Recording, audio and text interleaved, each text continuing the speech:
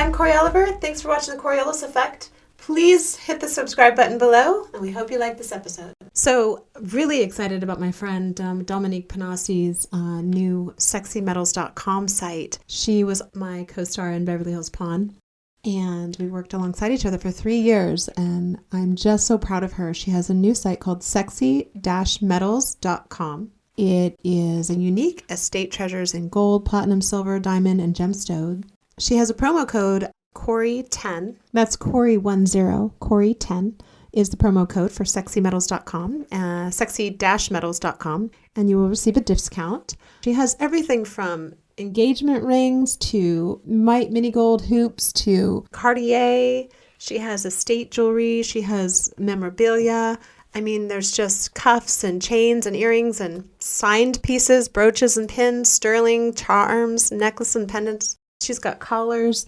She just has a ton of beautiful items that come with a story. Most of them come with a story. Look at that Tiffany hammered sterling pendant. Wow, that was beautiful. And they're really reasonably priced. That was like $400 for anything Tiffany. For $400 is a great price. And she has a lot of vintage things on her site, and it's just easy to navigate, and it's beautifully designed. So I encourage you to just stop by and see if you could find something for your loved one. It's very reasonable. She has high ticket items and affordable prices. It is sexy-metals.com. I might have to get that little pearl crown charm pendant. Good morning, Bob. Good morning, Corey. How are you? I'm doing actually really well, and I have two things. One, I've noticed your Daughtry shirt, which I love Daughtry, and I saw them in concert with Nickelback, and they were amazing. Yes, he is very awesome. Yes, so good. American Idol, right? He was a winner or a second runner-up or something. I mean, the whole concert, you know, those two kind of go together. Same fans. That's where I got this. Yeah. Oh, you went to the one at the Greek Theater? It was a while ago. It was right after he was on, I think it was American Idol, maybe like a year or two later when he started his tour. I saw the first tour. So good. Yes. So good. So talented. And on my way here today, and I'll even give you a video to show you this, I was driving, and of course you said to be here at a certain time, and I was trying my best, and I was like, I'm going to be 5 minutes early. Yeah. On time. And I see these two big, they aren't ducks, they're geese maybe? Anyway. Well, they weren't, yeah, they're probably geese. And they had like 6 little geeslings, and I don't know if it's geeslings, but they're getting on the freeway, on the ramp, and I'm like, in my mind, it's a bloodbath. All I can see is like the cars hitting them, because not seeing them, because it's like a roundabout. And so I slow down, stop all of traffic. Everybody Did you park was like diagonal, like the police do on the freeway? I was right behind them. The video you'll see, I was right behind them. I have to send you both of them. Okay. And I'm going, I don't know what to do. And then this angel drives up, this nurse. She must have been a nurse. She had on scrubs. And she... Or could have been a doctor. Could have been. And she rallies them with... And then the guy behind me gets out. And I'm slowly driving behind them. And they're kind of, corralling them, if you will. And they get them off the freeway. It's all on video. To safety. Right?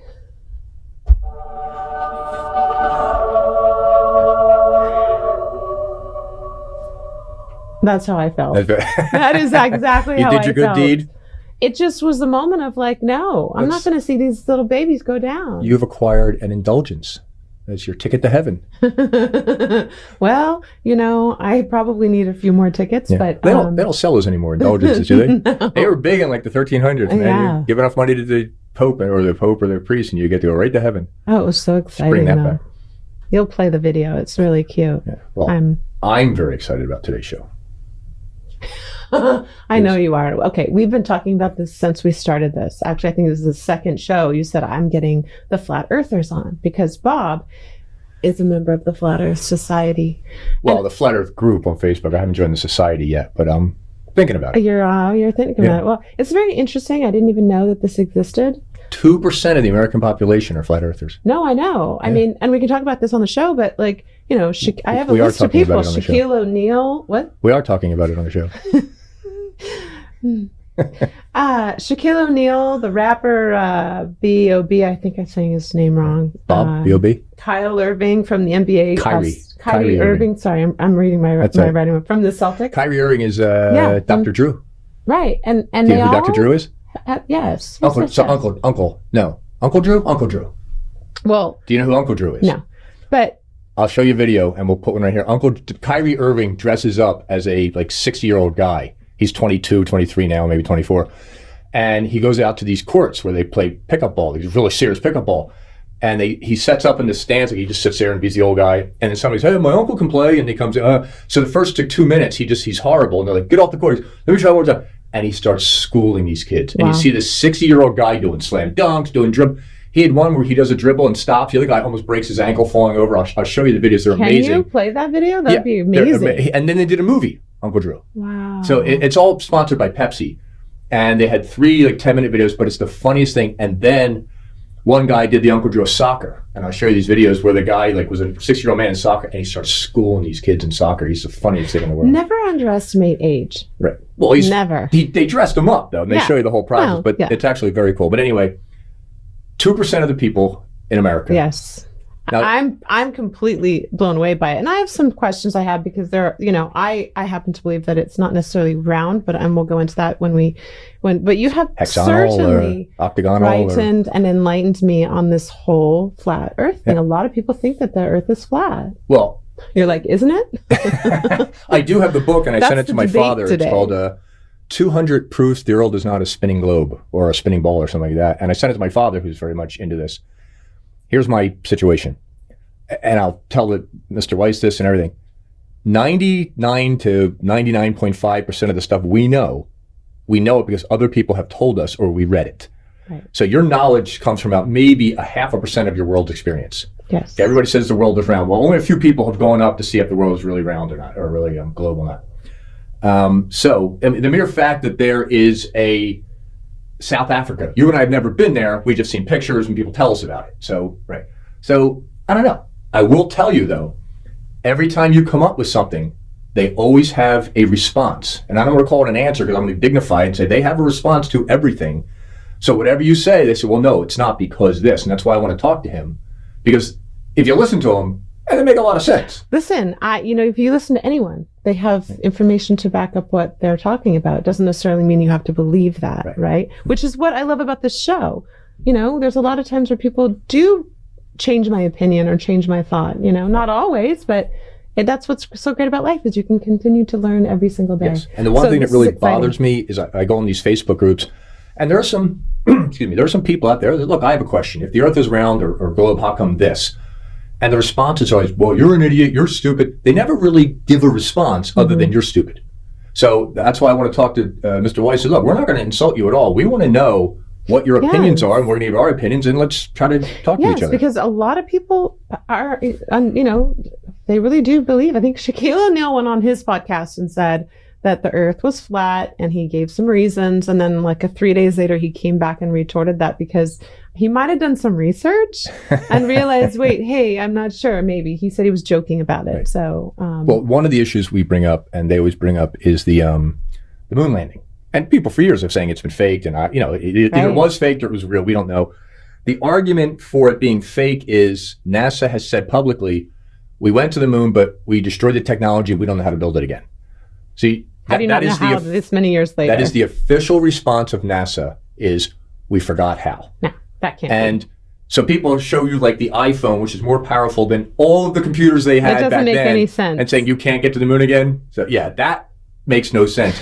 Well, I will say this. I actually had the privilege and the honor of powdering Neil Armstrong's nose on the Home and Family Show. I was a makeup artist on that show back when it first started, and he came on the show, and it was an honor. Whether he actually, if I'm correct, I think it was Neil Armstrong who came out and said, "Yeah, we never went there." One of the moon landing guys came out and said, "Yes, I will fact check it." One of them came out and said, "Yeah, we never went there." Or, I'm sorry, it was either that or we went there and I saw aliens, and then he took it back, and now he's got no public. I saw ships when I was on the moon.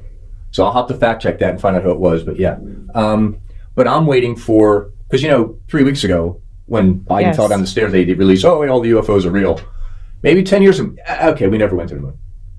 So if it's true, it'll come out and they'll sneak it into a Friday night 4:00 news, so it's not a big deal. Here's what I'd like to know: with all the scary stuff going on right now, the fact if there are aliens, why would they care? It's not like that would really shock anyone at this point to know that there are. I mean, even in the Bible, it talks about aliens that were among the people. Do you watch Old Testament?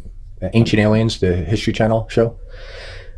No. It's it's got to be in its 12th or 13th season by now. It's an amazing. They go back, and they have the aliens with the elongated skulls and stuff. They go back, and you see those drawings in like all the different cultures of the world that were thousands of miles apart and could not have talked to each other. And then the theory is that an angel came down and impregnated Mary, and that was how Jesus was born. He was half alien, half human. That's the theory.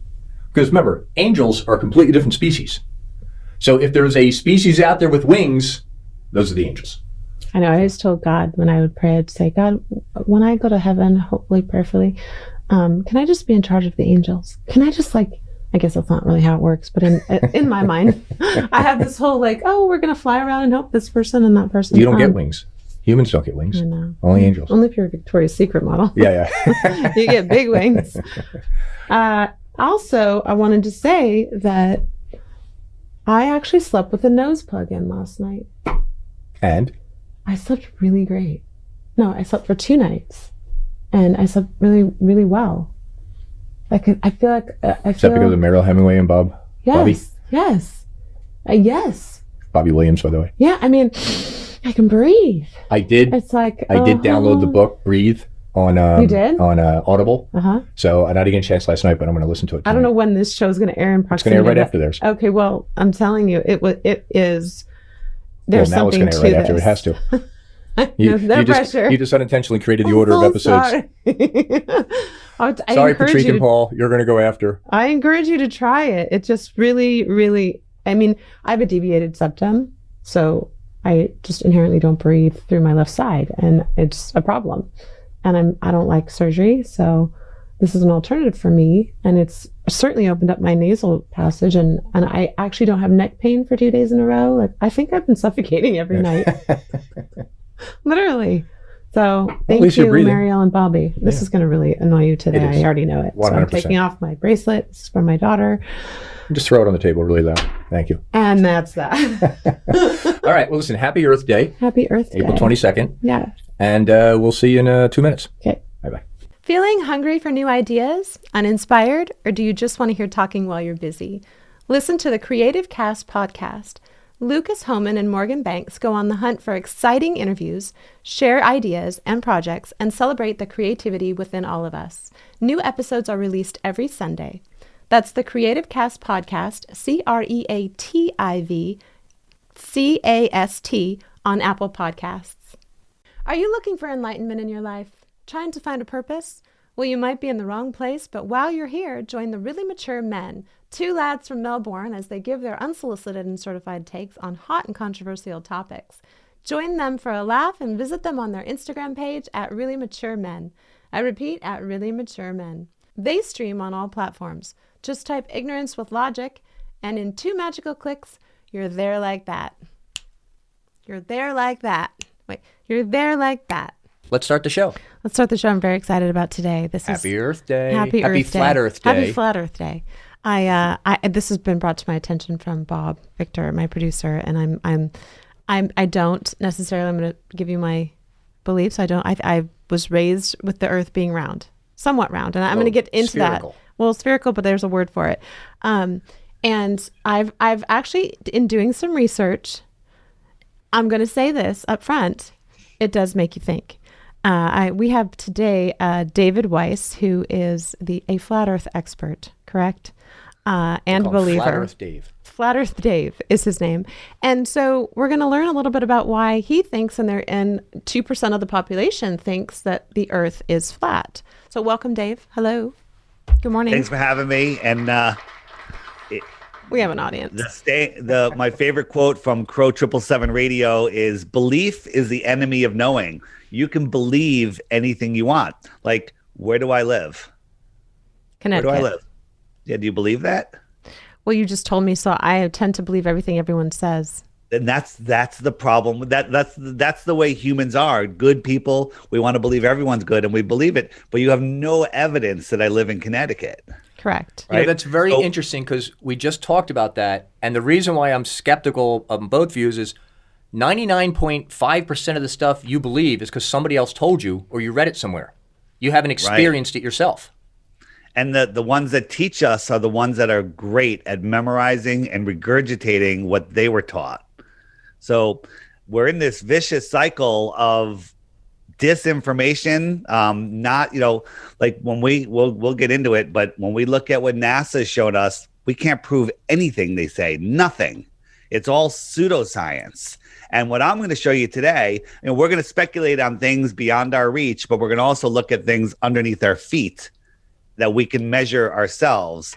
And you will quickly see that we don't live on a spinning ball flying through an infinite space vacuum. So, and that's a good point, because I have a question. They say if the world stopped spinning, everything would just sort of fall off, right? Well, if the world was spinning, we'd all be dead, but that's a whole nother story. Well, okay, so that's what this is where, we're taught that.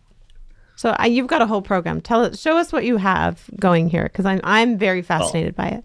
I'm gonna have a conversation. I'm not just gonna steamroll you, but I'll give you the basics. But one quick second. You have something different in your background, and for just our listeners on the podcast. On the podcast, is there a tutorial or video you're going to go through to show us? Well, I'm gonna as I talk, I'm gonna be showing visuals, but I will keep in mind that we have a radio audience also, which I do many of. So, we're taught that the Earth is spinning most people don't even know the specifics of the Earth. Like if I ask you how fast the Earth is spinning, do you know in the heliocentric model?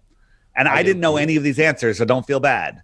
We're spinning at 1,000 miles an hour because the Earth rotates once every 24 hours, and it's 25,000 miles around. Very good. Very good.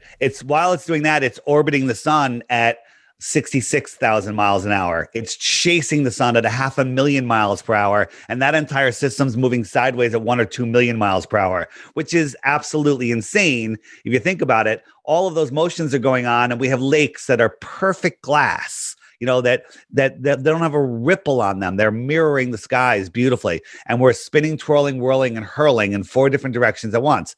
Makes no sense at all. So if we're not a spinning ball flying through an infinite space vacuum, which is ridiculous once you think about it, what are we? If you Google flat Earth, you're going to get a picture of the solar system with a flat pancake Earth and a whole bunch of ball planets. Well, nobody believes that. No flat earther truly believes that. Globers, no offense, think None that taken. flat earthers believe that. Let me ask, because the Earth isn't. I don't think it's actually round, and in fact, if you look it up, it says it's I don't know how to say this. It's an oblate spheroid. It's an ellipsoid or ellipsoid. Yeah. Ellipsoid, which is not round. It's like this. It's like this. That's all. That's also not true. These are all stories that they tell us, but nobody believes that it's a disk floating in space with a bunch of ball planets or a bunch of disk planets. If you Google flat Earth, you end up with pictures of from the Flat Earth Society. Excuse me. The Flat Earth Society, and the Flat Earth Society is a disinformation site run by the government to capture weak minds and make them laugh at flat Earth and never look at it again. So what is the flat Earth? The flat Earth. I'm sorry, let me interrupt you 1 second. The Flat Earth Society is not run by flat earthers? No. That is a government-run disinformation site. There's nothing on there that is legitimate. Now, they might have a couple little truths, like, hey, there's a dome or whatever. But they say stuff like, we believe the Earth is rising at 9.8 meters per second, which creates gravity. Well, that doesn't make any sense because it'd have to constantly be accelerating. And again, I tell people, get a dinner plate, fill it to the brim with water, and try to walk across the room with it, okay? The Earth is spinning and twirling in 4 different directions at once, and water lays perfectly flat. So what is the flat Earth? Well, the way I look at it is, the Earth is the basement of the universe. If you're looking down at the Earth, you just imagine a massive, endless ice plane. We'll call it endless at this point. And the small sun and moon are circling around, and they melted out a puddle. We live in what's called the Antarctic Basin. Antarctica is the highest land on Earth. Did they teach you that in school? No. It's the highest land on Earth. Think about a lake. Well, it has the highest elevation, right. The highest land on Earth, and so think about a lake. A lake, is a body of water, and what is the container of the lake. The container of the lake is the land that surrounds it that's higher than the water. Well, the world is a giant lake. We call it the world pond. I call it the world pond, the world lake. And the shoreline is the land we call Antarctica. Antarctica is not a little continent at the bottom of a ball. It's not a little continent at the bottom of the ball. It's the shoreline that surrounds the world, and it holds in our waters. Just like an in-ground swimming pool has a container. It's the land around it, right? If you didn't have the land around it, the water would just be gone. So we live in the Antarctic basin. They tell us the Earth is 70% water. I think it's more than that. But large bodies of water at rest lay flat.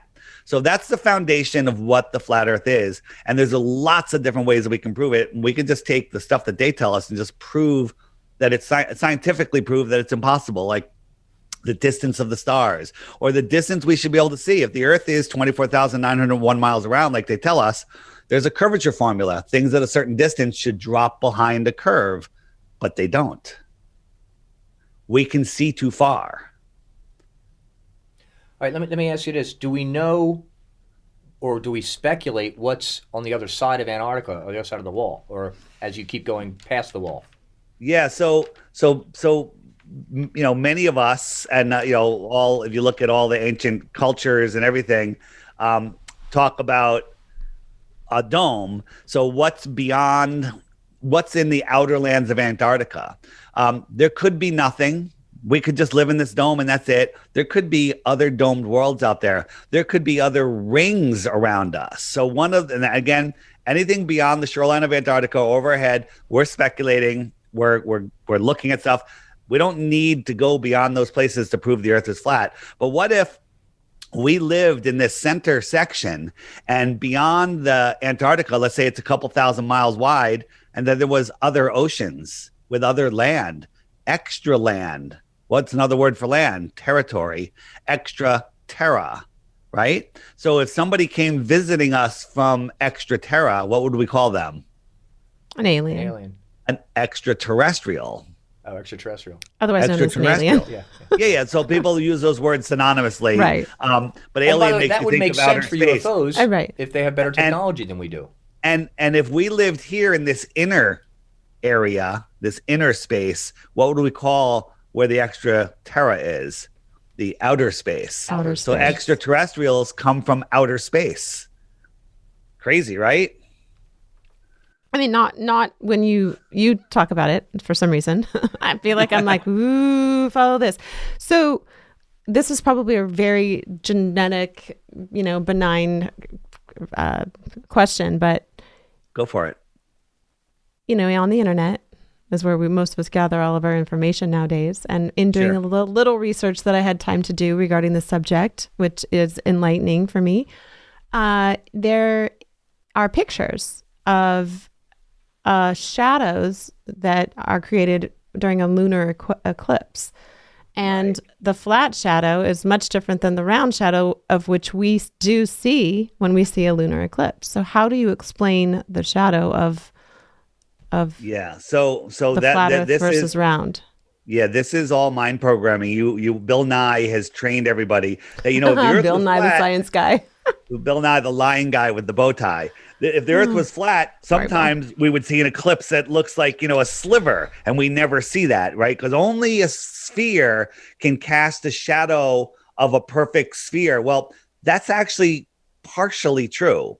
Like if you were casting a shadow of a sphere onto a flat wall, you would see a sphere. But if you cast a shadow of a sphere onto another sphere, its shadow doesn't come on in that perfect eclipse. It doesn't, if you're casting a shadow, you got the sun and the moon, and you're casting a shadow onto another sphere. He was prepared for this question. I have my problems. It would elongate, right? It comes on elongated, it spreads out, and then it leaves elongated. And that's not what we see. But getting away from that, when you're looking at a lunar eclipse, you're looking at it you're on the top of the world from your point of view. And the sun and the moon are above you, one on opposite sides. For there to be an eclipse, they have to all go into alignment. So one of them has to drop below your horizon, so they're in alignment. So if the sun went down below my horizon, my eclipse should literally come in. It should come in from the bottom of the moon. Whoops, that doesn't work because it's green. So if this was the Earth, the eclipse should start from the bottom. But many times we see it starting from the top, and many times we see it starting long before the sun or the moon goes below. So what that proves is it's not the Earth that's doing it. What is doing it? In your model, you've got the Earth and the sun that rotate around the moon and the sun. The moon would have to be closer to the ground than the sun in order to get in front of it, correct? It is. Which are both round, by the way. Well, are they round? Do you know that for sure? That's actually one of the questions is the Earth, that's not the only, thing that's flat on the question, planet. and I'm going to show you some moon models, and you tell me if they're round. Do you have lights in your ceiling above you? Yes. All right, look at those lights. Look at the lights right now, and tell me what shape your floor is. No, look at the lights. Isn't that a ridiculous proposition? Yeah, it is. That's why the lights have anything to do with the shape of your floor. So ready? I'm going to show you 4 moons, and you have to real quickly because it's a video, and they're going to be revealed quick. So, sphere or not a sphere? Right here, that sphere or not a sphere? Sphere. You didn't answer in time. Well, that's a half a sphere. Sorry. How about this one? Sphere or not a sphere? It looks spherical because of the way it curves around the ends. It looks spherical, but it's not. It's flat. How about this one? Spherical or not? Well, it looks spherical? flat, so I'm going to say sphere. But it looks flat. This one looks flat. Well, that one's actually a cup. Okay. So my point is, the optics in the sky are no way to prove the shape of anything. You don't know what you're seeing. You realize, David, that you are dismantling my entire childhood right now. Yeah. Right before my very eyes. Listen, but by the way, by the end, you're going to be on. Thank you. You're going to have a solid foundation. Okay. So the sky, the dome, we believe is glass-like. It has the optics of glass, and we also believe that space is water. And when you're looking through glass and water, everything changes. The way things move, the way you see them. Watch when we move this glass. For the people on the podcast, he had 2 arrows facing left. And then when he filled a half a glass of water in front, the bottom arrow switched directions. And when is it because of the shape of the glass? Well, the shape of the glass, the optics of the water, all this stuff happens. And when I move the glass to the right, you would think that it would leave the arrow behind, but it takes it with it. Why does it do that? Yeah, these are optics. These are optics of water, glass. I'm literally scratching my head. Yeah, the way your eye works, it's truly amazing. So, just to go along with that, the way we see a certain distance until everything merges together to the vanishing point, and that's the limit of our vision. So if somebody's standing at one point, I'm looking forward at 12 o'clock, I can see X distance, whatever it is, 3 miles, 300 miles, I don't care. And at 1 o'clock, 2 o'clock, 3 o'clock, I could see the same distance, the same X distance in all directions. And that is I'm seeing a curve. That's because I see in a circle, right? If I could see 10 miles in every direction, if you plotted those points, it draws a circle around me where I'm at the middle of a 10-mile circle. So if we lay that down and look at it like I'm looking across the earth, this is the limit of my vision. And then somebody that believes the earth is a globe will just draw a line across that and go, look, that's the curve of the earth. And it's not the curve of the earth. It's just the limit of my vision. I have a question. Go. Corey's raising her hand. At what point in your life, because I know you were probably taught the same thing we have all been taught, is that, when you go to a library and you look at the globe, it's round, right? What point in your life did you decide, hey, I'm going to check into this whole flat earth thing? And then you obviously are very knowledgeable about it. And the second part of my question is, in the beginning, you said that this was, the information that we have all been privy to is false. And where are you getting your information so that, for our listeners and myself to believe that what you are saying is true? Yeah, I'm not challenging you, and I'm not discrediting it. I'm trying to figure out because I'm. He wants you to challenge him. Okay. Yeah, I want you to challenge me. Challenging you. Here's the thing. we get a lot of our information on YouTube. We're not getting it from YouTube. YouTube is just a hosting platform that holds information. YouTube is like the world. There's a bunch of garbage in there and there's a bunch of good stuff in there, and you have to sort it out. But when I started looking into the flat Earth, I went in with the goal to disprove it and to prove the globe. And that's how you become a flat earther. So I started seeing all of these videos about being able to see too far over the water. And so I looked up the curvature formula, and I found out, according to globe math, at 10 miles, I should be able to see, there should be 66 feet of curvature if I was right at the water's level.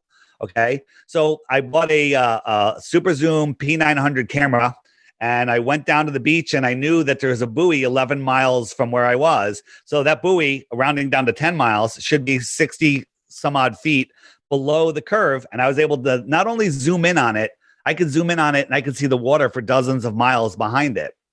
There is one example that we did is there was these oil rigs. We had the camera a foot off the ground, oil rig 9.4 miles away. There should be 59 feet of curvature hiding that. But not only can we see the oil rig, we can see the water for dozens of miles beyond it. Right? Wait a second. Can I ask? So just so I understand this question or this statement, is that the ground of the oil rig, the bottom of it? Well, look at the surface of the water. That's what I'm trying to figure out. I can see the surface of the water. The surface of the water should be 59 feet behind a hill of water. A hill, right? Because we're on this curve. So we'll go a little bit bigger. A submarine down near the bottom of the ocean can send out sonar. Sonar goes straight until it hits something, and then it bounces back, and they can tell the distance and the size and the shape due to the signature coming back. Excuse me. And you need a submarine. Thank you. I've got a cup of tea. Let me take a sip. Yes. If you were in studio, we'd have Aqua 9 Plus, our sponsor's water for you. But thank you. So a submarine. Hold on, while you're on this, let me ask you this question because go ahead.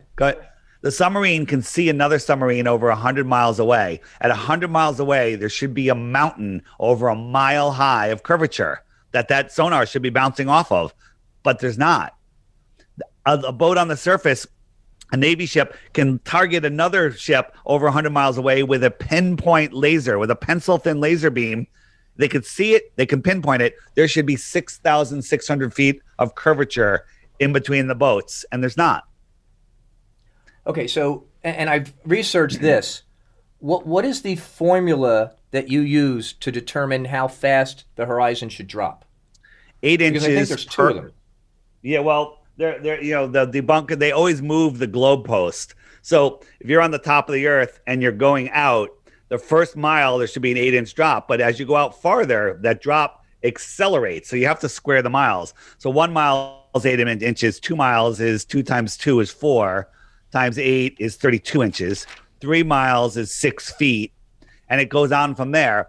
And there's people that argue like, well, you're only supposed to take half of that because you're halfway on the other side. That's nonsense once you look at it. But sure, divide it in half. We still can see too far. Make the Earth 100 times bigger than it actually is. We still can see too far. So we can give the globe. I don't have it in front of me, but I know there's a formula with the cosine, using cosine instead of just straight angular math.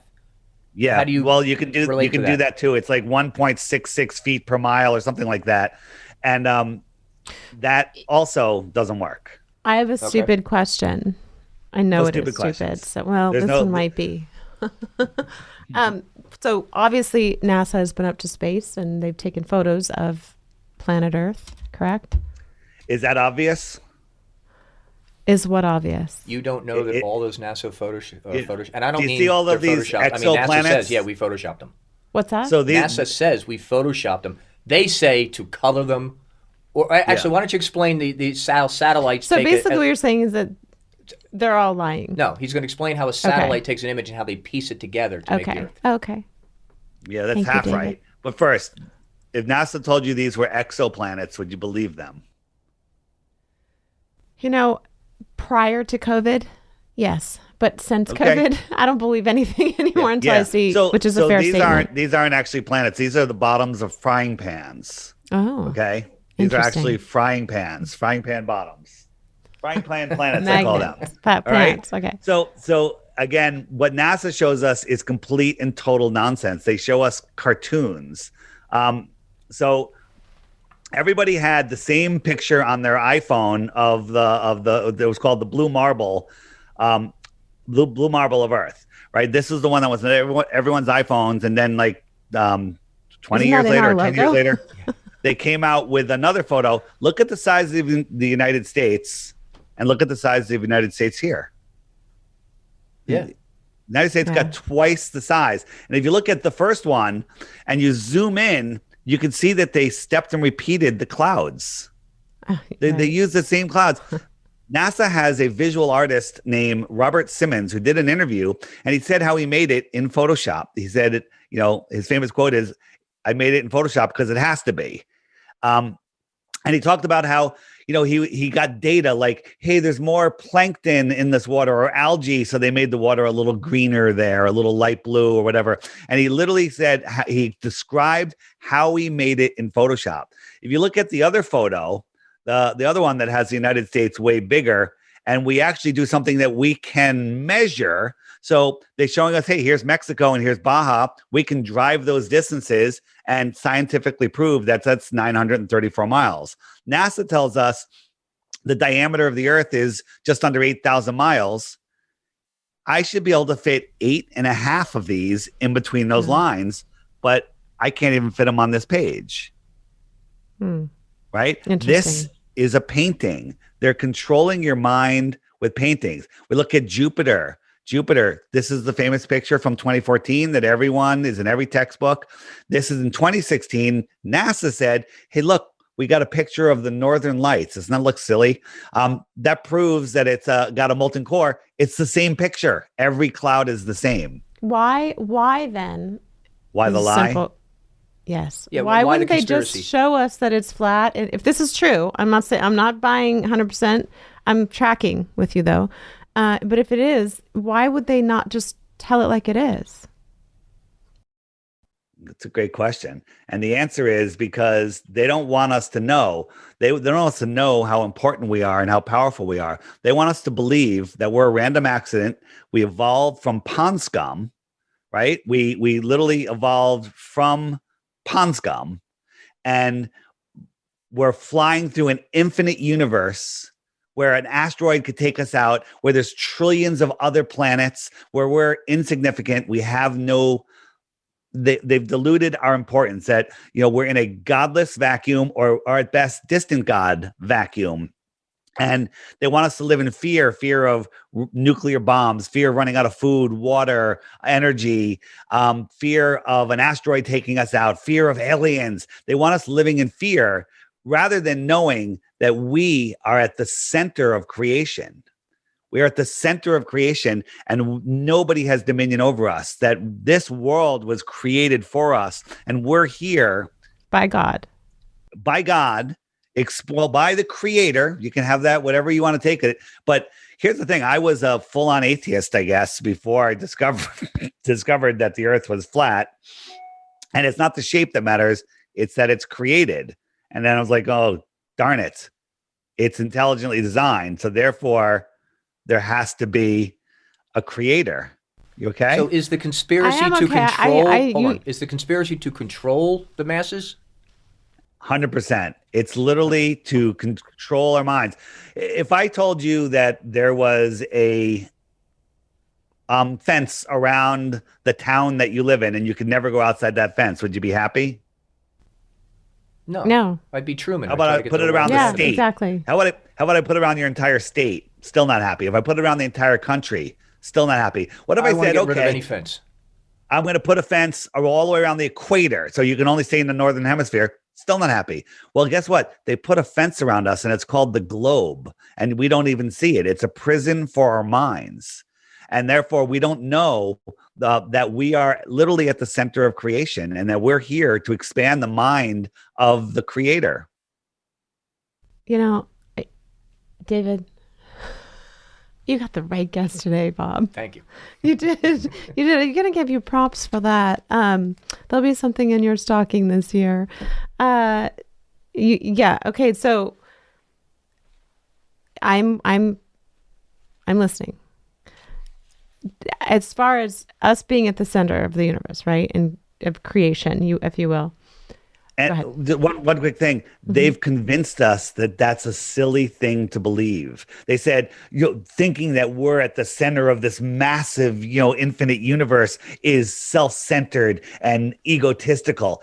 Well, we are at the center. This place is created. There's not an infinite universe. We live here in the Earth system, and everything we see in the sky is part of that system, and we are part of that system. Does it? So let's go to because we're talking about God and something greater, right? Is there any substantiated evidence in the Bible that would corroborate with you and what you're talking about? My co-host Matt Long, he comes from the Bible side, and there was years that for most of his life he never believed in the Bible because page 1 of the Bible says God separated the waters from the waters and put the dome over the earth, and he's like, that's ridiculous. We live on a ball, and that's it. He's done.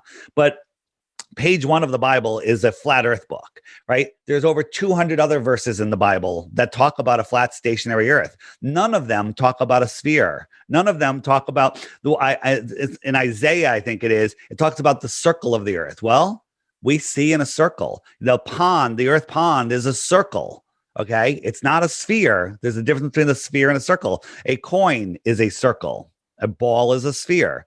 Never does it say ball or sphere. It talks about the earth is set on its foundation and it does not move. There's dozens of verses that talk about the earth is immovable. Well, I wanted to touch on one thing because you said that the Flat Earth Society is run by the government. What is the organization or association that true flat Earth believers have that's not run by the government? There really isn't. It's just I'm out here. I'm Dave Weiss, Dave Flat Earth Dave. I'm just out here talking to people like you. I'm associated with nobody. I have friends. We have different groups. There's also people within the Flat Earth. That we have different. It's an infinite plane. There's a dome. There's no dome. There's other ponds out there. There's other circles out there. Guess what? That's okay. We're having that discussion, trying to figure it out. But we all know it's not a ball flying through an infinite space vacuum. How can you have a gas ball in a vacuum? No, you're right. But why would the government take on both? Why would they? Well, that's my stomach. Sorry. Why would the government? They also run NASA too, right? So why would they head the Flat Earth Society? If they're saying that it's complete opposite of that. NASA. So the entire control system was done with 6 operations. We had Operation High Jump in 1946 when they started discovering Antarctica, right? Then in 1955, they had Operation Deep Freeze, where they discovered the firmament and they went to the outer lands of Antarctica and found that there's a dome. In the Encyclopedia Americana, the 1958 edition, which you probably can't find anymore, when you look up Antarctica, it says at 80 degrees south, there's a dome top at 13,000 feet. Well, that's where the dome is coming down at 80 degrees south. Okay. Then they quickly formed NASA to hide, and the Van Allen radiation belts to hide the firmament, to hide the dome. They go, we got these radiation belts in space, right? Then, while all the countries were busy killing each other in wars, in 1958 or 59, all of the countries signed a treaty that said nobody can explore Antarctica because we have to protect the migrational paths of the penguins. You're not even allowed to fly an airplane over Antarctica because we have to protect the penguins. Okay, go ahead, deforest the Amazon, genocide people, that's fine, but you're just talking to somebody right now that just stopped traffic for like 2 ducks and 6 little babies. So that you lost me there. I'm all about protecting wildlife. But no, what he's saying is it's to save the public. I know. Yeah, but to fly, you can't fly an airplane at 50,000 feet over Antarctica, please. And that's called the Antarctic Treaty, and you can't even. The only treaty that's held the test of time, right? Admiral Byrd flew out over Antarctica, said, beyond the poles, there's land filled with resources that no human has ever set eyes on. And then he was silenced, and then he died. And no one's broken this treaty. No, Exxon hasn't petitioned. This treaty is in place until the year 1941. It can't even be questioned until then. After that, in 1962, we had Operation fishbowl where they were trying to blow a hole in the dome, shooting bombs into the sky. And then the Apollo missions in 1969 to hide the dome to make you believe that we can live and walk on a ball and space is infinite. These are the mind controlling operations that run the world. And the people that run the world are all use flat Earth maps as their logos.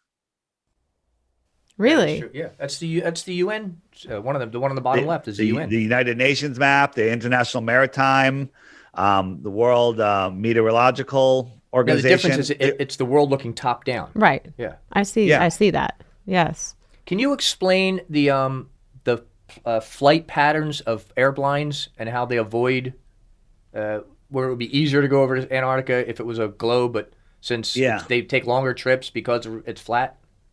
Yeah. So right here is a plane from Taiwan to LA, right?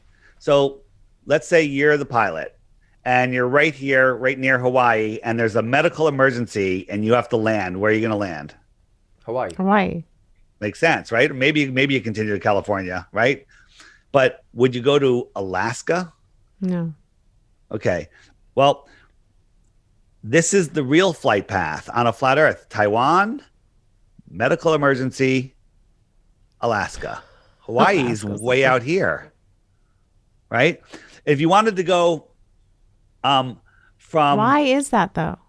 Because the Earth is flat and they're lying, right? And they're taking these plane routes that make no sense. Here's Australia, Perth, Australia. So one second. You're just telling me the actual pilots believe that no, the pilots don't know. The pilots don't fly the planes. GPS flies the planes. They just take off and land. By the way, there's many pilots that know. All the Qantas pilots, they know. They talk about it openly in their pilot's lounge, but they don't talk about it publicly because they want to keep their jobs. So you're saying, hold on, what you're showing is a direct line from Taiwan to Los Angeles that goes over or just above Hawaii, but the real flight path, because it's a flat Earth, actually takes you through Alaska into Hawaii. Nowhere near into Hawaii. Los Angeles. Why would the GPS be programmed to that? I'm just asking this because I'd like to know, just in case I'm ever on my way and I need to stop off in Hawaii or actually Alaska. Why would they do that knowing that it would potentially save somebody's life? Because a couple lives don't matter to them. Well, no, they did.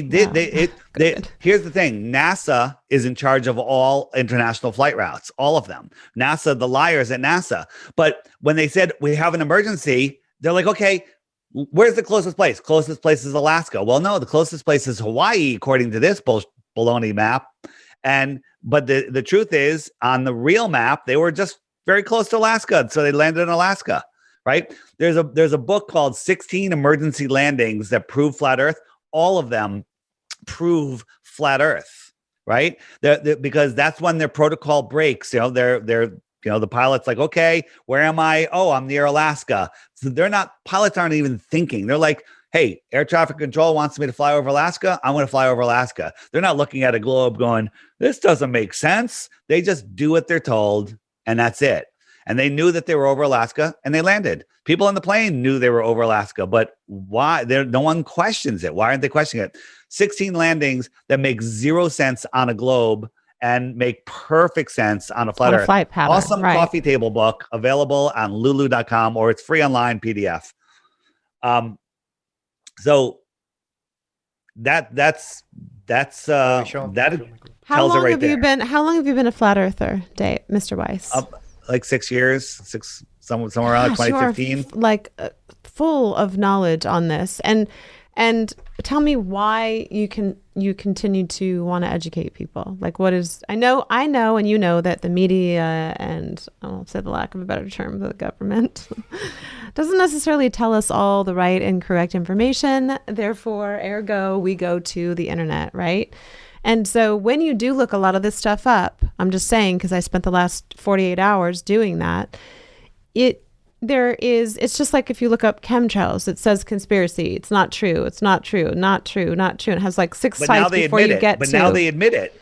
You're absolutely right. So, they do admit it. I've been talking about. I've been talking about chemtrails for years. People call me a conspiracy theorist, and now they admit that they're going to spray the sky, and they've been doing it for years. But yeah, they are. And nobody cares. Nobody cares. Yeah, I care. Without saying anything, they're looking at you banned. Thank you. I appreciate that. I do. I'm going to speak very openly, very, very codedly, so we don't get a strike on censorship tube. If I had mentioned that a certain baby powder company had a certain thing that they want to stick into you that would kill you, I would get a strike. I'd lose my channel. I get banned from Facebook, was banned from Facebook because of that. But now the Center for Disease Creation says the exact same thing, and they banned that thing. Yes, they did. Right? So recently. Who's the conspiracy theorist? Not me. The one who gets it first. I am tracking with you, and seems like we're on the same page because this is on my desk. I just want you to know. Oh, look at that! Look at you. My stock just went up. Yeah. Mr. Weiss is mine. We've had that for the last year. So I know. They control our mind with cartoons. You don't have to say anything. We're just showing a cartoon. I understand. 2 cartoons. Okay, 2 cartoons. So. And I've seen a medical professional say that the drawing thing is not possible. It could not possibly look like that. He's trying not to. This isn't his first rodeo. He knows how. Yes. Try not to say those words because this will get. Again, that word was beeped. I'll just digress for a little bit. That's the problem. That's the big elephant in the room. That's the problem, is that we are constantly under a microscope of censorship. And the real information is not able to get out there and to be seen and to be heard and to be understood with facts behind it, correct? So the internet let me show you to increase everybody's knowledge. Yes. It was supposed to make all knowledge public and, help people. Right. And that's not what's going on at all. So let me show you guys the way, if you want to find out about flat Earth, if you Google it, you're going to end up nowhere, but for some reason, I can't. He has a QR code. Yeah. Well, it's the flat so Earth I clock. created an app, if I can get it to show. So if I scan that right now on my phone, it'll. Oh yeah, you'll love it. Oh my gosh! It's actually the highest rated app in the App Store. Can you move to the? There you go. I really want to do this right now. So, but let me show you what it is before you do it. Let me show you what it is. Okay. So, did it work on your phone? let me. Didn't do it on mine. What do you have to hit to do I gotta it? go here. You hit camera. Right. I did. Okay, well, I'll send it to you. Why isn't it $2.99. showing? It's $2.99, but it's literally the best app in the App Store. And since it's the best app in the App Store, it says Flat Earth, Sun, Moon, and Zodiac Clock app. Yeah, I just want to say that for our listeners. I appreciate that, but why isn't it loading for me? I apologize. Quits. Thank you, Bob. Hold on. And what it does is it bypasses Google's censorship.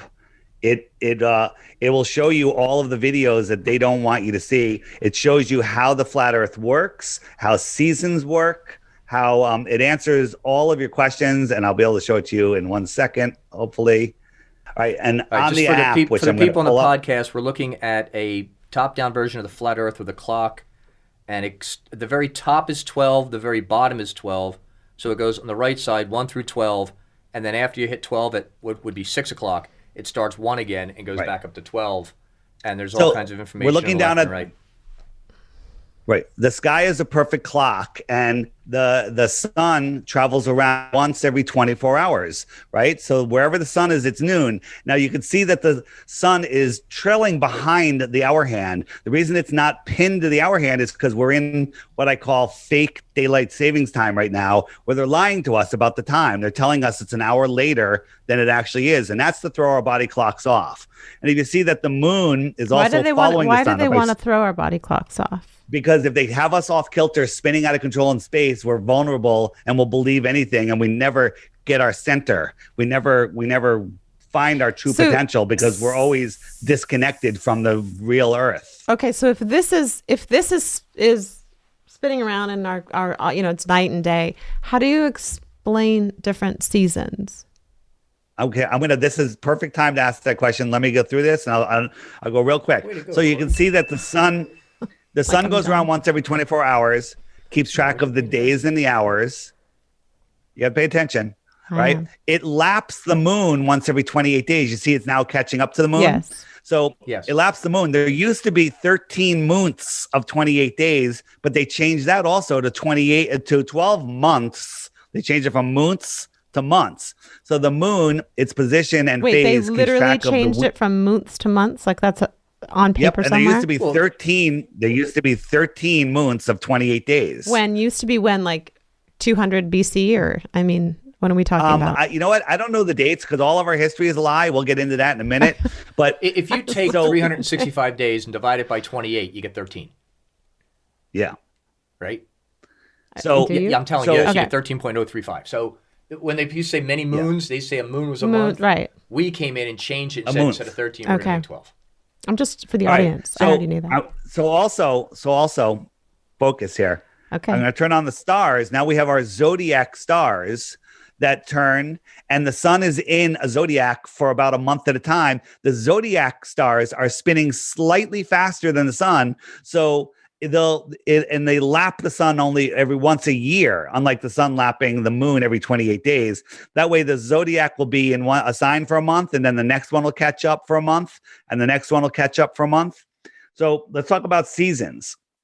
So on the map, you have the inner Tropic of Cancer, which is the inner circle. And that's when we have our summer, when the sun is over the Tropic of Cancer. And we have the outer yellow line, which is the Tropic of Capricorn. So if I jump the sun forward to July or June, during our summer solstice, the sun is over the inner Tropic of Cancer. So here in the United States, the sun is high in the sky because it's closer. It's above us. It's closer. It's shining down on us. We're having our summer. You with me? Mm-hmm. Right? And then 6 months later, the sun migrates out to the Tropic of Capricorn, and Australia has their summer because the sun is high over the sky. It's over them. It's close to them. And we're having our winter because the sun is far away from us, right? Okay, the sun, when it comes podcast, around, we're not watching this on video. Yeah. You have the circle and you have the sun going around clockwise in the circle.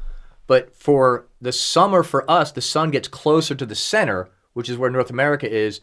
And for winter for us, the sun is closer to the diameter, which is where Australia is. That, I got to tell you, that makes perfect sense. And this is the best $2.99 I ever spent.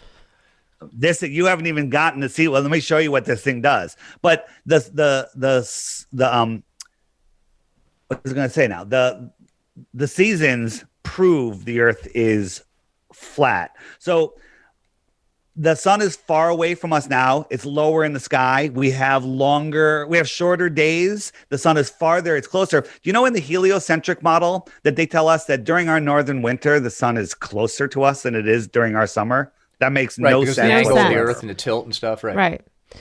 Never made sense. If it was the tilt of the Earth, think about this. At sunrise, it should be freezing cold every day, all year long, because that's the most tilted the sun could be. But in Connecticut here, we have cold winters and warm summers.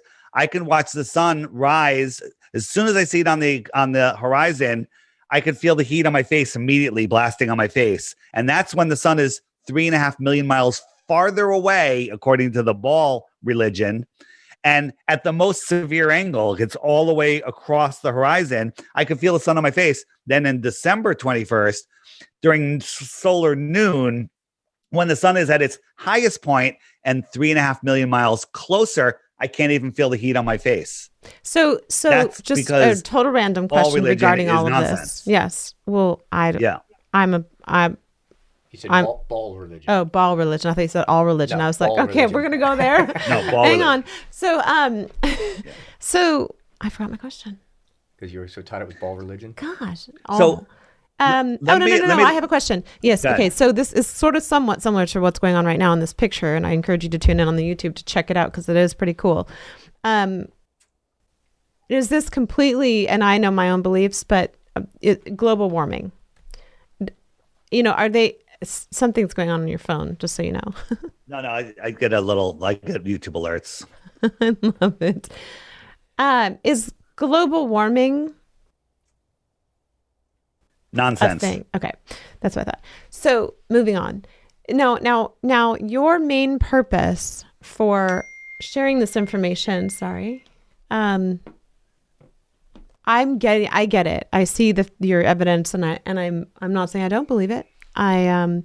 It's interesting and do a lot more research. Factual. Yeah. I mean, I want to know more about it before I can, obviously adopt this. Let me show you how you could find more. Give me 2 minutes and then I'll get out of the app and you can ask me any questions you like. Okay. Please. You ready? Yes. So the way the compass works is north is in the center. The north is the inner lands and the south is the outer lands. The north is near the center of the lake and the south continents are near the outside of the lake. So north is the center. Figure a big magnetic mountain that all compasses will point to. And every direction away from the center is south, right? And if I left, let's say I left Miami and I wanted to head dead east, I would have to keep turning to the left to maintain a heading of 90 degrees because my compass needle always has to point towards the center. So I could follow. I think I'm going in a straight line because it's such a big circle. And I end up right back to where I started from without ever changing directions. I could do the same thing west. This is like system overload for a dyslexic, by the way, just so you know. Like, I just realized it's all south and there's one epicenter of a north, not a north, south, east, west. And so, east and west are circles. You have to remember it. East and west are circles because go outside, find a tree and say, all right, that's the North Pole, and point towards that tree with your north needle, and then try to walk 90 degrees to that. You have to walk in a circle to keep pointing at that tree. East and west are circles. This is why I got lost when I moved to LA. Yeah. Every day. So here's the other thing. I can go from the United States, I can go north, and as soon as I pass the North Pole, I'm going south, even though I haven't changed directions, and I'm over in Japan. I could leave Miami and go west and go to Japan. I could leave Miami, I can go east and go to Japan. What I can't do is I can't leave Santiago and go south and pop up over in Australia. Nobody has ever done it. So real quick, every day there's a new featured video. Every day I put a new video on here. It shows up in your app. You get a little notification telling you what the video is about. And I give people a challenge. Say, I'm offering a Bitcoin for one proof of the globe. Just watch the video every day for 2 weeks. And if you have a proof of the globe, send it to me. But before you do, you have to hit that question mark button. And up comes all of the questions that you're going to ask, which they're loading because I just loaded the app. I'm having a little internet issue. You have to answer all these questions before you. No. You don't have to answer them. All of them are answered for you, which, of course, they're not loading for me. Don't submit one of these. Yeah, don't. They've already been answered. So I actually just loaded the app, and I'm taxing my internet right now. So there we go. So up come all the questions like, hey, what about eclipses? Or, what about gravity? Or we just talked about seasons, or, don't ships disappear over the horizon? If I click ships over the horizon, up come a playlist of videos that YouTube will not serve you. Like if you Google, ships over the horizon, flat earth, you're going to get all propaganda trying to convince you otherwise. But all of these videos will show you what you're really seeing. Are you saying that gravity does not exist in space or in time and with regards to flat Earth? We can talk about gravity in a moment if you like. Well, that's a big one for people because gravity is their magic glue. You hit gravity, here's all explaining what gravity is, how it works, how there's voltage in the air. Wait, NASA busted gravity. Oh, I see. Okay. Yeah. But I'll tell you, his comment is correct because when I first looked this up, when you hit Flat Earth Society in Google, the first 10 entries are trying to disprove it. So why aren't all those things banned from the internet? Well, they're getting banned. They're slowly, making things disappear. And if you search for these videos, like one of the greatest videos for a new person, so one of the greatest videos for people is a video called A Stranger's Guide to Flat Earth, 21 Questions by ODD TV. And if you try to search for that, it comes up with a bunch of propaganda first. It's very hard to find these videos because they don't want you seeing them. But they're all here for now. And we have them all backed up. So as they start coming off of YouTube, we'll just find another place to link them in the app so the app stays up to date. But tons of information in there about all sorts of stuff. Like your interview will be over in the interviews tab. Like if you click that, all my interviews are here in the interviews tab. And, that's if you want to see more of my interviews, which people seem to like, all sorts of amazing stuff, different languages. If you hit the images icon, up come all images. Like someone says, you don't believe we went to the moon, and you show them this picture and you zoom in on the moon lander. Does that look like a moon lander, or does that look like a homeless tweaker shelter made out of paper mache? Yeah, no kidding, huh? That looks okay. Scary. All right. So tons of stuff. So NASA runs all of this, right? And NASA is United States. I mean, NASA. Yeah. What about NASA. What about China? What about what about? Well, China wants control of its people, so they'll. I'm just saying. So they all think that the Earth is round. I mean, well, that they all know the separation of countries is all made up. Like, how many people died in the Cold War? And the answer is none, right? When they last thing I'll show you on the app is they show us the trade winds, and they show us, the trade winds that they go all the way up to Greenland and then they swoop down. Well, you plot those on a flat Earth and they make beautiful circles, counter rotating circles. This is the world that we live in. These are the current winds right now on the Earth, okay, at 40,000 feet. Mm-hmm. So that's what it really looks like. It doesn't look like the nonsense that they show you, in science class, where you have this big sine wave, circles going, sine wave patterns going on. None of that is true. It's all mind control. I think we can safely say, especially after the last year, that we are all falling under that. Yeah. Well, not all of us, this is what they tell you the trade winds do, but when you plot them on a flat Earth, they look like this. They make nice, beautiful circles. So you mentioned satellites earlier. Just real quick, satellites aren't real. There's no satellites falling around Earth. NASA owns all of the major helium companies in the world and uses more helium than everyone else combined. And they launch satelloons. There's tens of thousands of these things up there. Satellites hanging from balloons. Okay. So you brought up the subject, so I'm gonna go a little bit with this. Elon Musk has something called Starlink now, and that's supposedly a satellite that is high up in space, right? That it'll bounce. Cool story.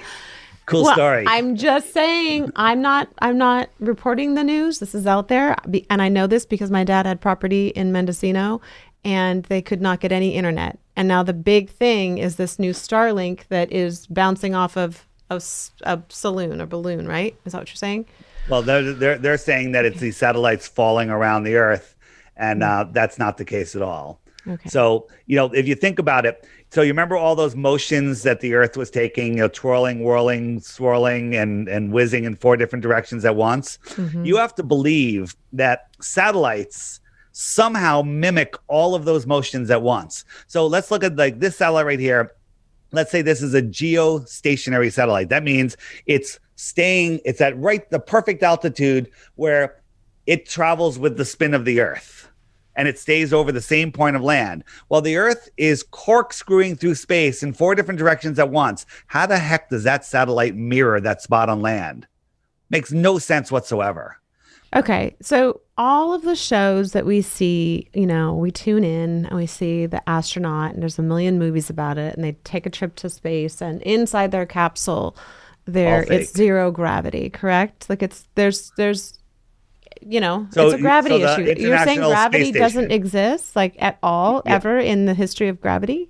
Well, there is something that makes us stick to the Earth, yeah, absolutely. But if you look in the space station, they're hanging from wires. Here, these guys are flipping something around. They had it in the background. This guy cruised by for effect. I zoomed in on him, and you could see he's hanging from a harness. You can see the harness. You can see the wires. Okay, I can't see. Why are they? Well, I see the belts around his waist. You can clearly see this guy is hanging from a wire. Sometimes they're using green screens and the green screen glitches out. Other times they're on a 0G plane which is, you know what a zero-G plane is? Yes. It takes a parabolic arc and it could create weightlessness for 45 seconds or so. They had a live newscast where they were talking to the people on the space station or the shuttle, and during the middle of the short, they only had them like satellite time for 45 seconds.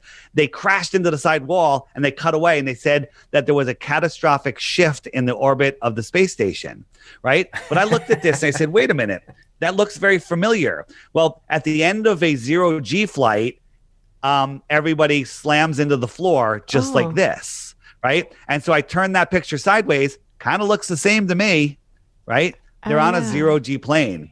And on a zero-G plane, there's no left-hand turn or right-hand turn.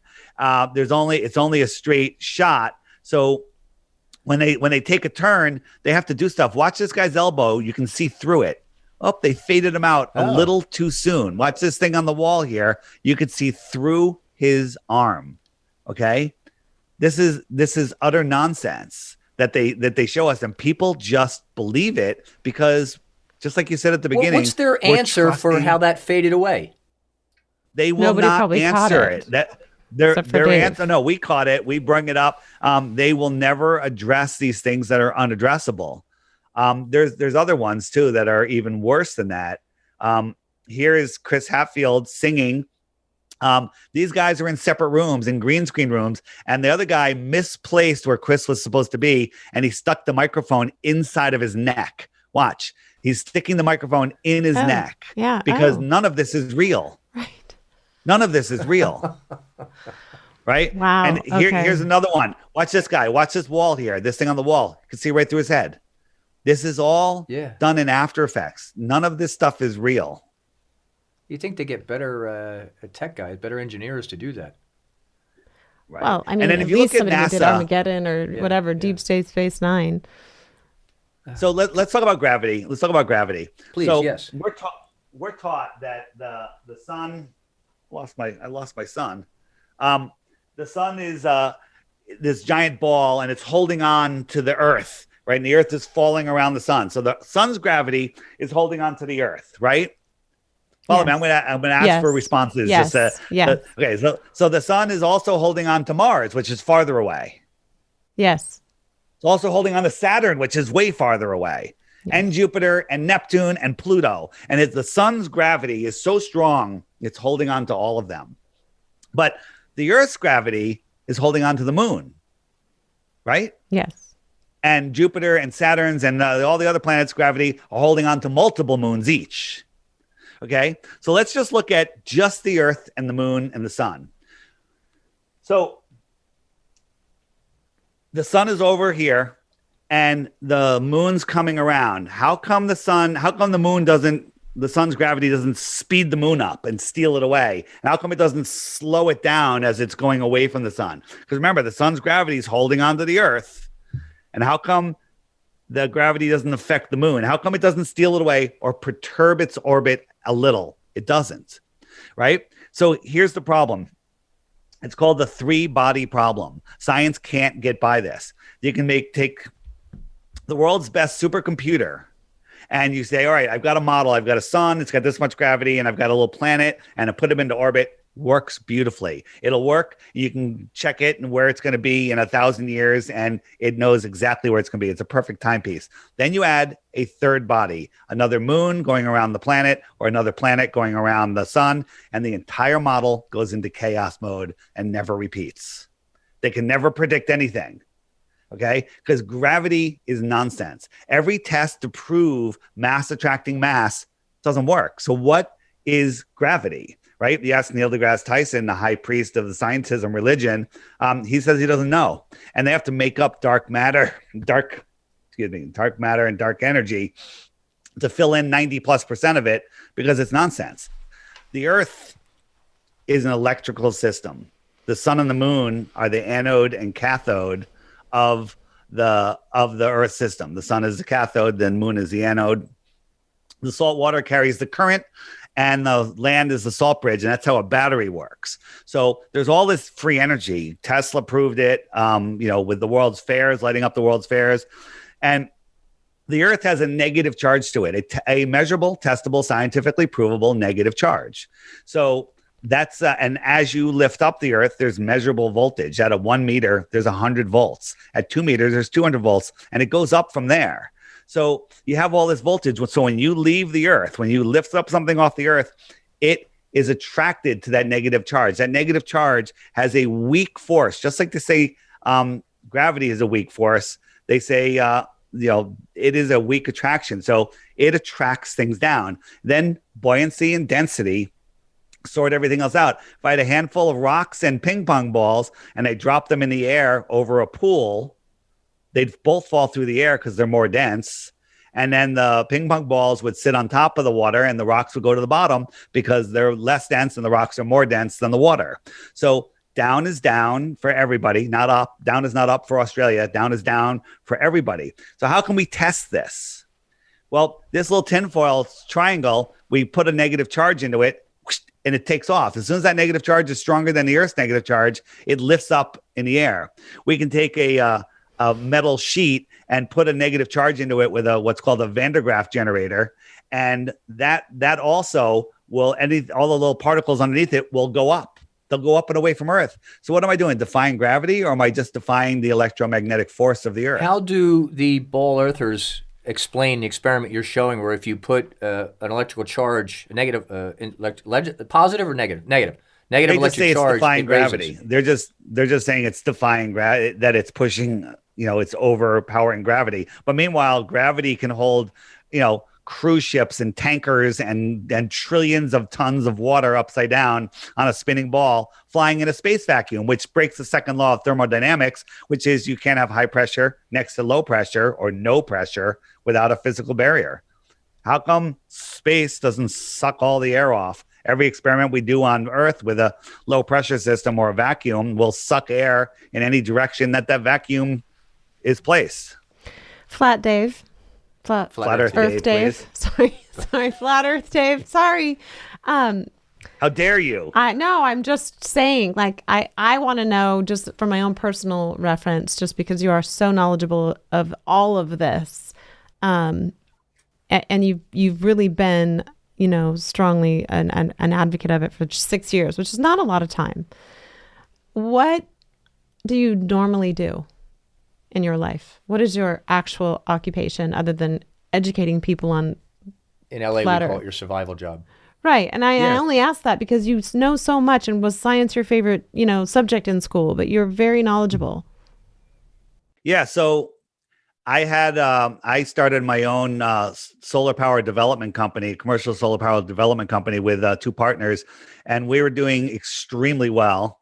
And in the beginning of 2020, right when the nonsense started, I decided to walk away from a very high-paying company that's still doing amazingly well to send this message out, because if we ever get our freedoms back in this world, what's going on right now, how long are we going to be able to hold on to them if we don't know who we are, where we are, or what we are? When the rulers, the controllers that are controlling our minds, they know the truth of this world. They know the power of our minds, and they're hiding it.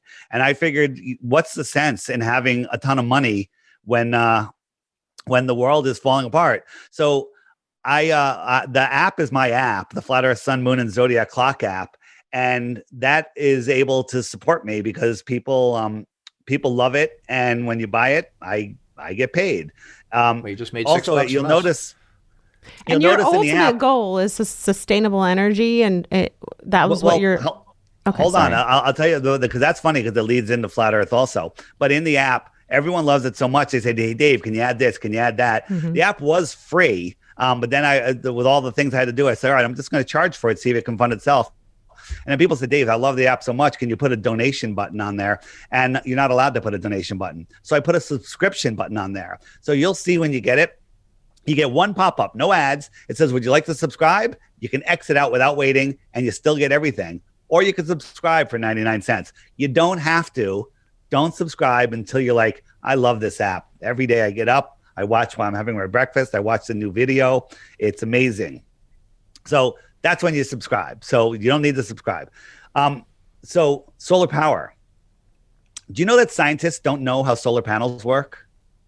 Which is interesting because I always see those wheels, those, solar panel wheels on the way up on the 5. Wind turbines. Wind turbine. Oh, they are. Oh, sorry. Those are wind turbines. But solar panel, they're the things that fund the solar panels, no? That's energy. No, wind turbines are a complete and total joke. They take 50 years to pay for themselves. They're complete and total hoax. Wait, I have a solar panel for my ring. That's what it is. Are you talking about the wind turbines or the solar panels? I was talking about the wind turbines. I'm asking what Dave's talking about. He's talking about the wind turbines. I'm talking about wind turbines. You drive down to San Diego. The amount of energy it takes to make them and their lifespan, they never pay for the cost that it costs to make them.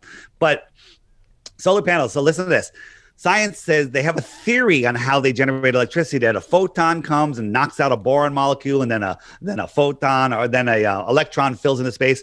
It's all nonsense. It's just a theory, and they don't know how it works. So where did solar panels come from? Well, I have a theory on that too. But the reason they don't know how solar panels work is because they think that the sun is 93 million miles away and a burning ball of hydrogen, and that a photon takes 1 billion years to come out from the center and then fly to Earth and hit the solar panel. That's not it.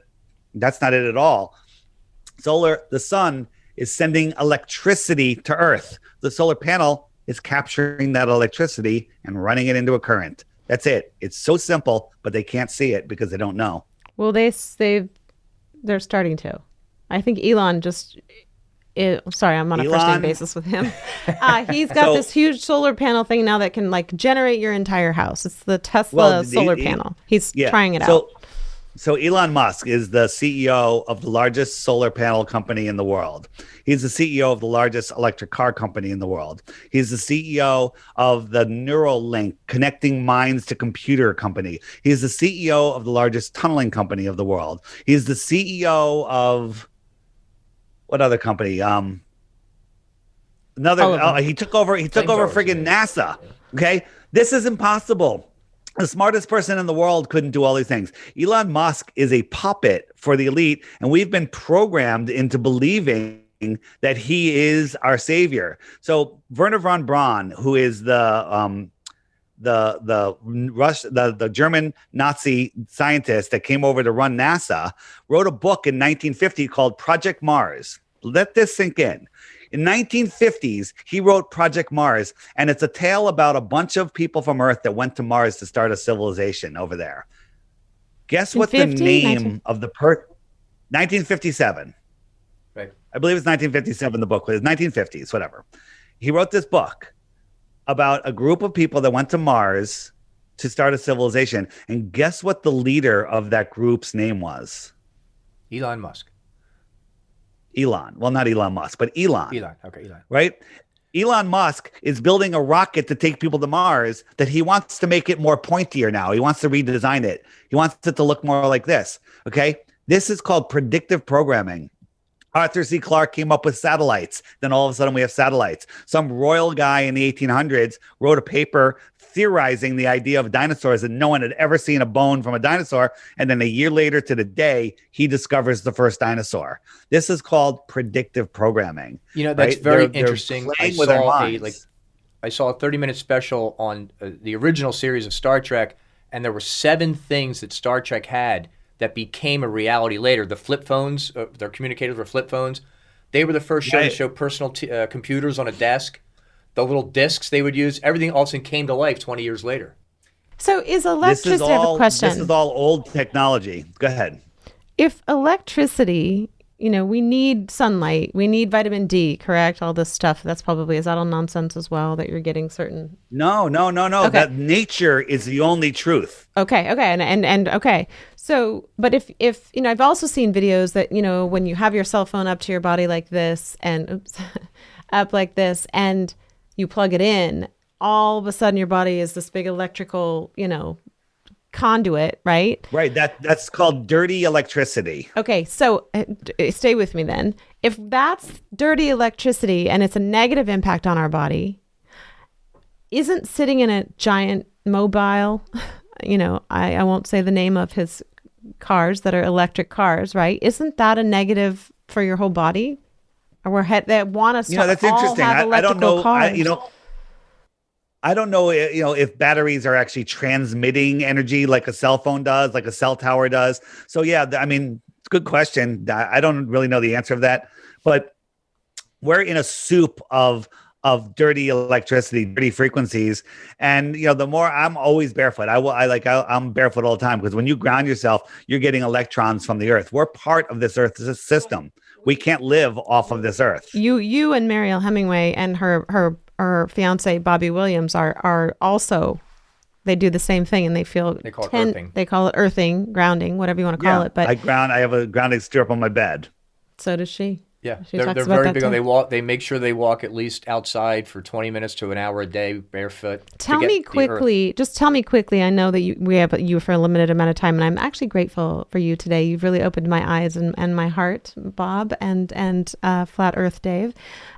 Just what does that mat do for you when you lay on it? Because I know a lot of people, we're heading in that direction. People are getting back to basics. We didn't have all these fancy shoes years ago. Yeah.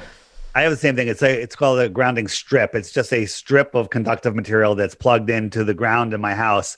What it does is it takes those frequencies out of your body. It takes the charge out of your body. If you're ever having indigestion or just not feeling well, go outside barefoot and walk on the grass. You'll immediately feel better. Why does it feel so good to have your feet buried in the sand at the beach? When you go to the beach. How is it taking it away from you? Is it actually plugged into an electrical outlet? The earth is electric. Oh, how's it taking away? No, it's plugged into the ground. So my house is grounded. There's a metal rod going into the ground, and all of the grounding plugs on all of the plugs in my house, that third little hole, is connected to that ground. So I plug in my strip to that ground, and it's connected to the ground. Okay. Therefore, the ground, you can't run things without a ground. How does the space station run without a ground? It's there's all of this stuff is nonsense. How has that grounding pad helps your body? It helps you sleep. It takes stress out of your body. It lets the electrical systems in your body work more clearly. Have you tilted your bed yet? What? Yes. Tilted your bed? Yes, actually, I have. You have a tilted bed? Yes, I do. 5 degrees? Yes, because it's so good for your esophagus, your stomach acids, all Very swelling. Very good. Yes. And that's free.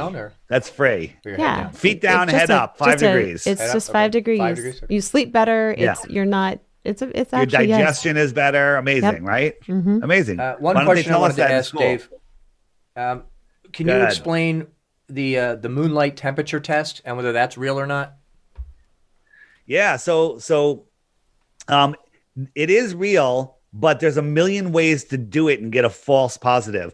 Someone will take a piece of cardboard and hold it over the ground to create a shadow and then put the temperature underneath it. Well, that cardboard is insulating the ground. And so you're going to get false numbers. But if you do it correctly, it is right. But the sun is the cathode and the moon is the anode, and the moon generates a cold light. People don't understand that, but the moon, if you go out on a clear night away from anything, just from everything, and you're under the moon, you'll feel that it's colder. Go in the shade and it's warmer. You can take a temperature, on one side of a fence, on the other side, one side where the moonlight is, and the other side where there's shade, and there'll be a significant difference in temperature. You can take a magnifying glass or a telescope, put it in reverse, and focus that moonlight, and it gets really cold. Focus moonlight, focus sunlight, gets hot. Focus moonlight gets colder. So there's a test where a guy goes and he puts something out there and he measures the temperature of the moonlight. Then he shades the moonlight and it's warmer. And the argument is they say the shade holds in the heat. But if you can focus the moonlight and it makes it a lot colder, that kind of proves it.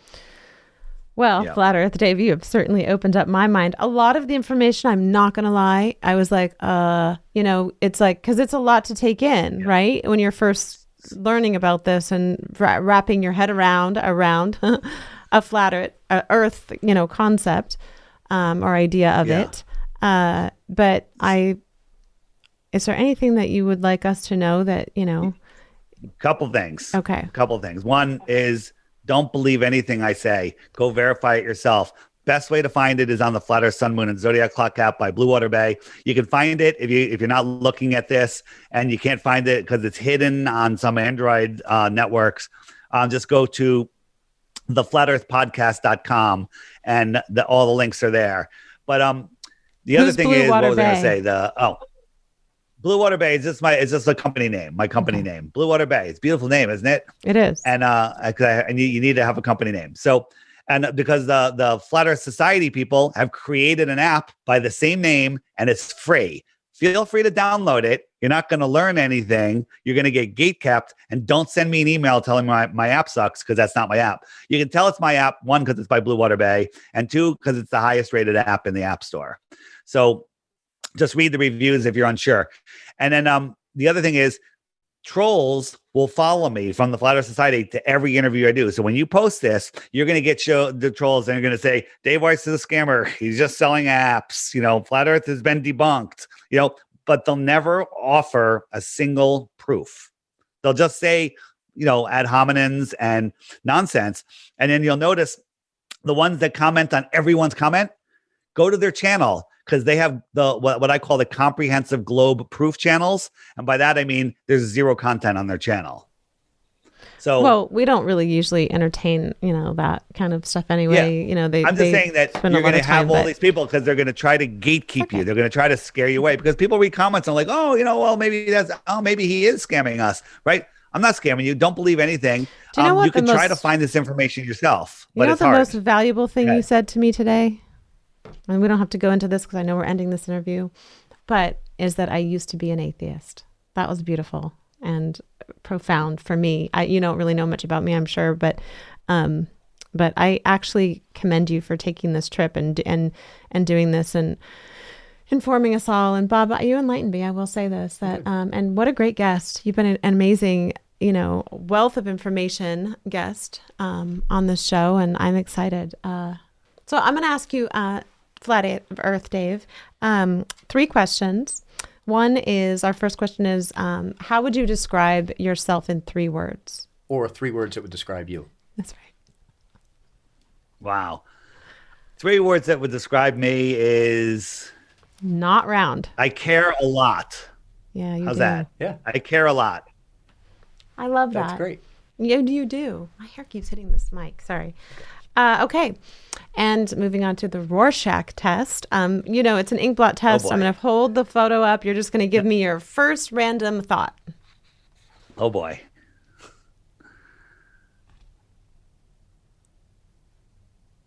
First random thought.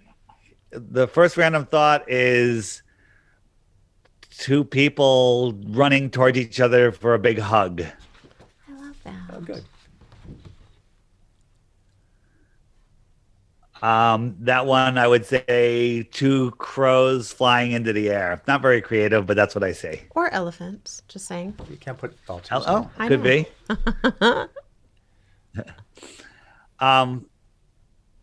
A person saying hello to another person through a piece of plexiglass because of COVID.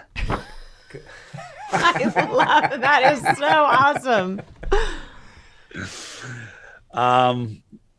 I see the people from the gates of hell really frustrated that we're exposing their lies. You know what? Everybody sees that. That's exactly that one. I see the human reproductive system. Yeah, that's true. That's very good. That is true. Those are really great. Okay, and then last but not least, your celebrity crush.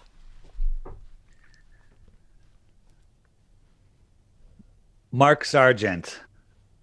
Mark Sargent. Who's Mark Sargent? He's one of the first flat earthers.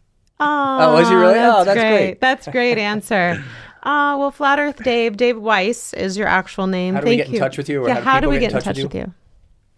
The Flat Earth Podcast is my podcast. The flatearthpodcast.com is my website. Anybody that has a show, that has an audience that would like to talk Flat Earth, you could email me at info@the Flat Earth Podcast. Just include, a link to your show and what you're about.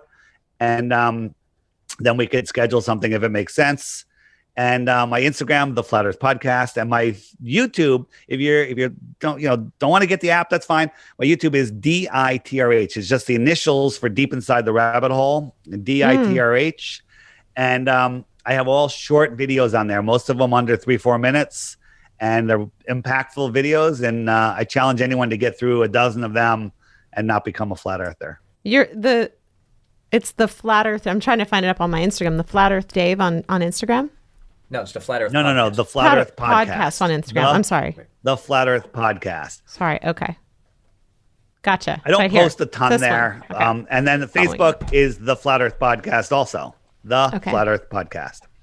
But all the stuff goes onto the app. All the interviews go onto the app. So the app is the best way to learn about Flat Earth and the best way to teach people about Flat Earth. Because when you're sitting there talking, you show them you talk about it, then you show them the clock, you put on the time lapse, and they go, "Oh, that's how it works." Well, and it's they're canceling everything right now, so this is a good time to jump in on the cancel culture and educate people on the knowledge that you have acquired. So I appreciate your time today, and thank you for being a guest on our show. And we will definitely one of the most informative episodes we've ever done. It really is. Yes. You really are, and you just seem like such a nice guy. So thank you. I appreciate it. All right, thank you. All right, have a great day. And we're out. Hi guys, I'm Corey Oliver, and thank you for watching The Coriolis Effect. We hope you enjoyed the previous episode. Here are some more episodes you might enjoy. Hit the subscribe button below, and have a great day.